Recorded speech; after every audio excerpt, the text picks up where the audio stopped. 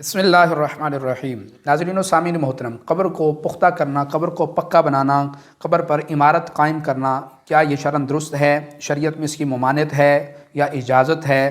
تو اس متعلق کیا حکم شرع ہے؟ سامعین محترم یاد رکھیں، اس کے متعلق علماء کے دو گروہ ہیں۔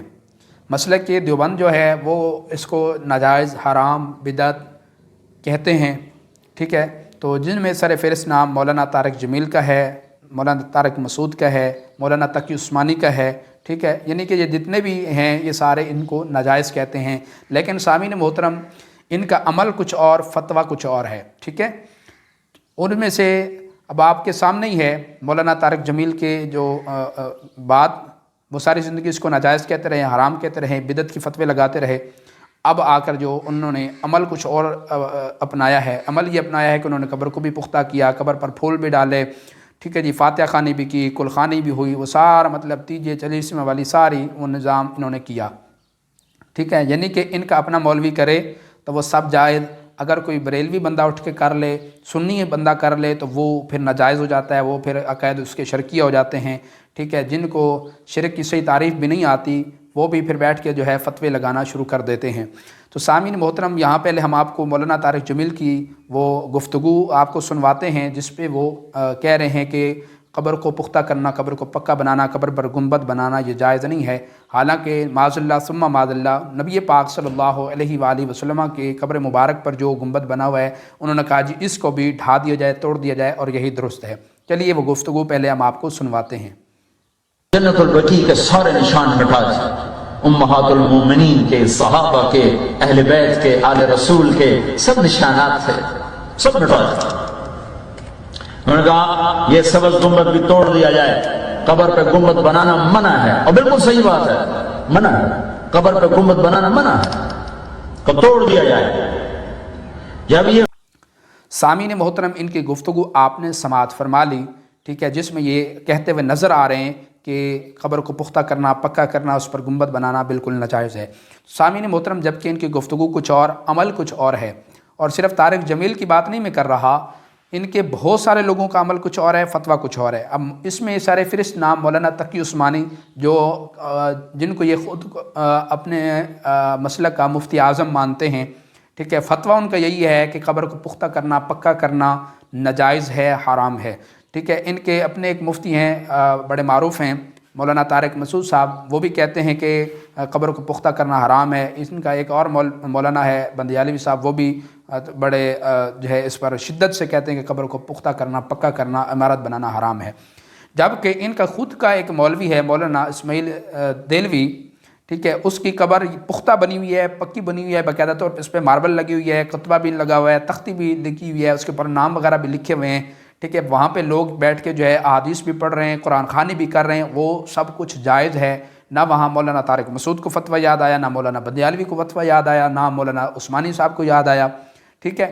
تو مطلب ان کا عمل کچھ اور ہوتا ہے، یہ فتویٰ کچھ اور دیتے ہیں۔ یہ شروع سے ان کا یہی حال ہے، ٹھیک ہے۔ ان کے مطلب یہ دو راہیں اختیار کرتے ہیں، لوگوں کو کچھ اور بتاتے ہیں، اپنے لیے عمل کچھ اور کرتے ہیں، ٹھیک ہے۔ اب اسی میں سے ایک طارق جمیل صاحب کا آپ کے سامنے مسئلہ آیا، ٹھیک ہے۔ یہ ساری زندگی فاتحہ خوانی کو ناجائز کہتے رہے، ساری زندگی یہ کہتے رہے جی پھول قبر پر نہیں ڈال سکتے، قبر کو پختہ نہیں کر سکتے، تیجا چلیسواں نہیں کر سکتے، جمعرات نہیں کر سکتے، ستر لگا کے جو ہے جو عمومی طور پہ لوگ تعزیت کے لیے بیٹھتے ہیں جی وہ نہیں کر سکتے، ٹھیک ہے۔ بہت سارے چیزیں تھیں جس کو یہ ناجائز کہتے رہے، اور ساری زندگی ان کے اوپر ان کے بیانات موجود ہیں نیٹ کے اوپر، ٹھیک ہے، ان کے علماء کے بیان موجود ہیں، لیکن جب آتی ہے ان کی اپنی باری تو پھر یہ کہتے ہیں نہیں جی وہ چھوٹے چھوٹے مفتیوں نے جو ہے مجھ پر فتویٰ لگانے شروع کر دیے ہیں، جو ہے میں نے نوجوان بیٹے کی میت اٹھائی ہے تو فلاں ہے، یہ ہے وہ ہے۔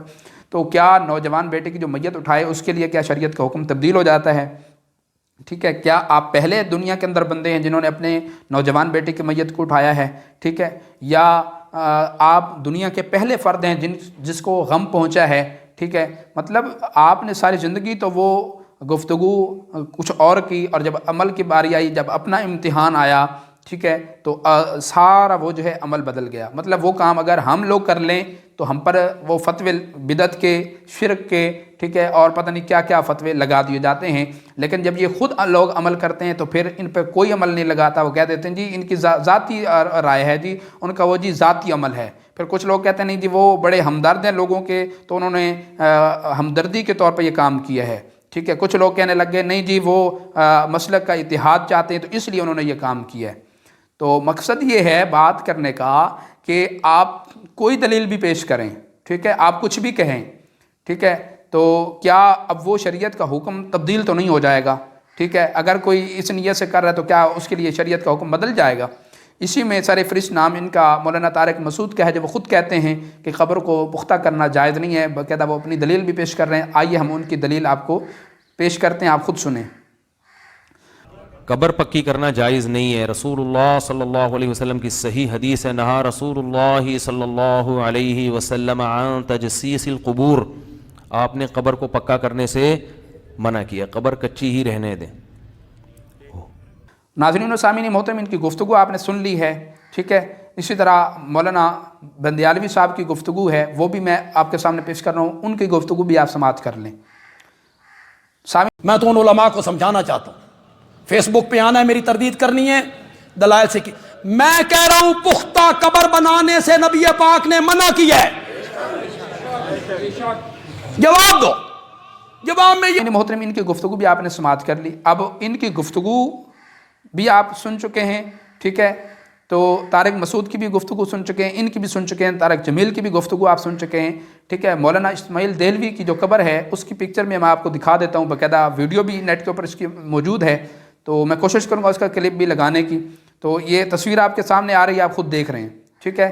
چلے میں وہ کلپ بھی چھوٹا سا آپ کے سامنے پیش کر دیتا ہوں، ٹھیک ہے. تو یہ بھی آپ دیکھ لیں خود. تو یہ بھی عمر بن الخطاب رضی اللہ عنہ قال سمعت رسول اللہ، یہ آپ نے دیکھ لیا، اور اس کے اندر جو کچھ وہ کر رہے ہیں وہ بھی آپ نے دیکھ لیا. مطلب یہی کام اگر ہم لوگ کریں تو پھر شرک بدعت کے فتوے لگنا شروع ہو جاتے ہیں، جی یہ جائز نہیں ہے، یہ ناجائز ہے، حرام ہے، فلاں ہے، یہ ہے، وہ ہے. مطلب تم لوگ جو کر لو تو وہ شریعت کا حکم بن جاتا ہے، وہ شریعت کا عمل بن جاتا ہے، اور اپنی طرف سے دلیلیں بھی نکال لیتے ہیں، سارا کچھ ہو جاتا ہے، ٹھیک ہے. اب یہ جو مولانا بندیالوی کہہ رہا ہے کہ وہ بدعت ہے، بدعت ہے، پہلے تو بات میں ان سے پوچھنا چاہتا ہوں کہ آپ بدعت کی فتوے تو لگاتے ہیں، رٹ تو بدعت کی لگاتے ہیں، جس مسجد میں آپ بیٹھے ہوئے ہیں، ٹھیک ہے. اب اس مسجد کے اندر جو قالین بچھی ہوئی ہیں، ٹھیک ہے، یہ کون سی حدیث سے اور کون سے قرآن سے ثابت ہے؟ ٹھیک ہے. آپ جس مسجد کے اندر بیٹھے ہوئے ہیں، یہاں ٹائلیں جو ماربل لگی ہوئی ہے دیوار کے اوپر، محراب میں آپ کو نظر بھی آ رہی تھی، تو یہ کون سی حدیث سے اور کون سے قرآن کی کس آیت سے، کس جز سے یہ ثابت ہو رہی ہے کہ مسجد میں جو ہے یہ ٹائلیں لگانا، قالین بچھانا، ایئر کنڈیشن لگانا، ہیٹر لگانا، ٹھیک ہے جی، اور سنگ مرمر استعمال کرنا، اور اعلیٰ سے اعلیٰ جو ہے وہ ٹائلیں لا کر جو ہے فرش اس کا لگانا، اور اس کے جو ہے استعمال کرنا، اور اعلیٰ سے اعلیٰ ساؤنڈ سسٹم اس کے اندر لگانا، ٹھیک ہے، اور یہ واسکٹ پہن کے بیٹھنا، یہ دیگر بہت ساری چیزیں ہیں، ٹھیک ہے. مسجد کے اندر جو بجلی کا میٹر لگایا جاتا ہے، پھر اس کے اوپر جو اخراجات ہم بل کے طور پہ دیتے ہیں وہ ہیں، اور کافی ساری چیزیں ہیں یہ جو مسجد میں کی جاتی ہیں، یہ کون سی حدیث سے اور کس آیت قرآن سے ثابت ہیں؟ ذرا اس کی تو آپ وضاحت فرما دینا. بدعت کی یا تو آپ تعریف سامنے لے کے آئیں کہ آپ بدعت آپ کہتے کس کو ہیں، یعنی کہ آپ توڑ موڑ کے گفتگو کو لا کے پھر بھی وہیں کھڑا کرتے ہیں، صرف عوام کو آپ بے وقوف بناتے ہیں. آپ سمجھتے ہیں ساری کی ساری عوام جو ہے بے وقوف ہے، تو یہ آپ کی غلط فہمی ہے، ٹھیک ہے. ساری کی ساری عوام بے وقوف بھی نہیں ہے جو آپ سمجھ رہے ہیں، ٹھیک ہے. اسی طرح مولانا طارق جمیل نے ساری زندگی لوگوں کو بے وقوف بنایا، پھدو لگا کے رکھا ہوا تھا انہوں نے، ٹھیک ہے. تو جب اپنی باری آئی، اب وہ رونے کی ایکٹنگ کرتے ہوئے کہتے ہیں نہیں جی وہ لوگوں نے جو ہے مجھ پہ جو ہے فتوے لگانا شروع کر دیے، وہ جی چھوٹے چھوٹے مفتی ہیں. تو یہ چھوٹے چھوٹے مفتی حضرت جی ایسے نہیں بن گئے، آپ لوگوں کے مفتی ہیں، آپ نے ہی ان کو بنایا ہے، اور انہوں نے اپنی محنت سے اپنے وہ مطلب پڑھائی جو بھی ایک نصاب تھا وہ طے کرنے کے بعد اس مقام پہ پہنچے ہیں، ٹھیک ہے نا. تو اب آپ کا حالت خوشی کی ہو یا غم کی ہو، شریعت کا حکم تو بھئی سب کے لیے برابر ہے.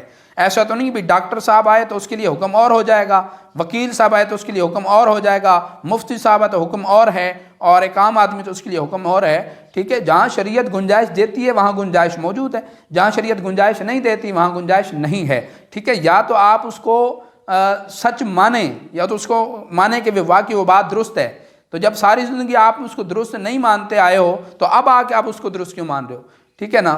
جو مولانا لاکھوں نہیں کروڑوں روپے کی لینڈ کروزر میں لاکھوں کی گاڑی میں گھومتا ہے، وہ بھی اٹھ کے جو ہے میلاد شریف پر اور دیگر جو ہے تقریبات اسلامیہ ہیں، ٹھیک ہے، وہ اس پر جو ہے فتوے لگاتا ہے، نہیں جی یہ کسی غریب کو دے دیا جائے، کسی یتیم کو دے دیا جائے، کسی بیوہ کو دے دیا جائے.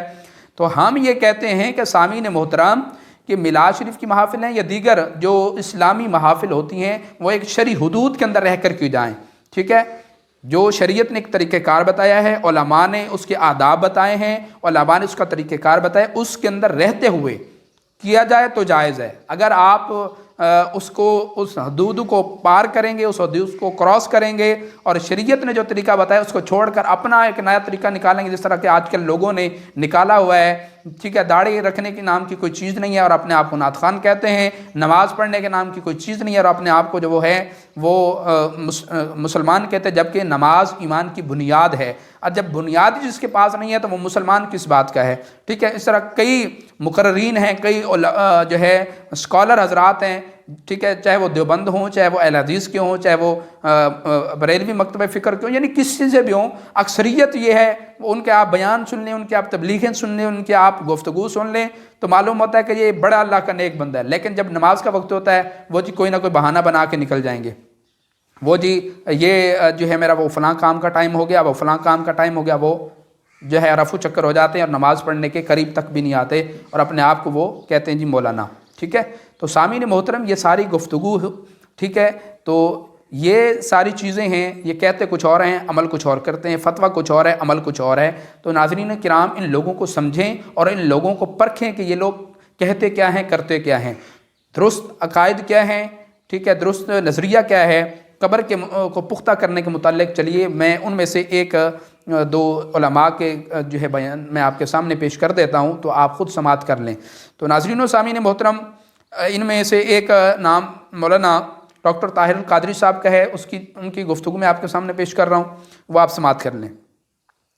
جب قبر پکی کرنے کے بارے میں مانے تو مقبرے بنانے کے بارے میں کیا وضاحت ہے؟ کیوں بزرگوں کے مزارات اس بھی بنائے جاتے ہیں؟ کیا یہ درست ہے؟ ہاں، جو قبر پکی کرنے کی ممانعت ہے اس پر دو ویوز ہیں.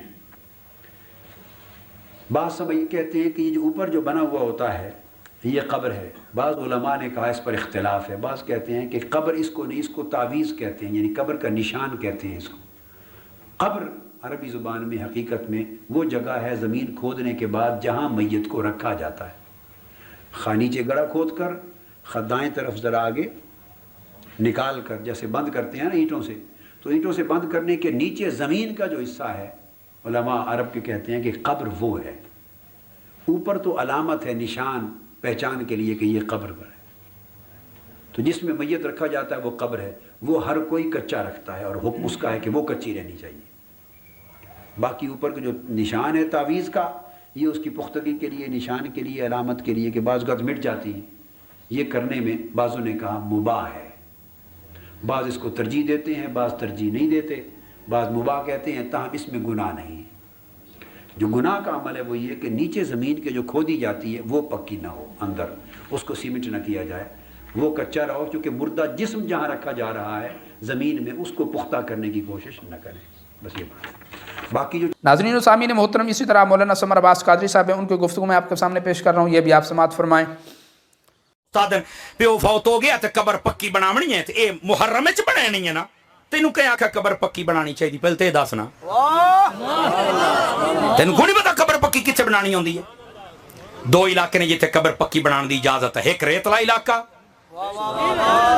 اوتھے پکی قبر بناؤ، اور دوسرے پکی تو مراد اتو نہیں، دیواراں، سمجھ آندی بھائی؟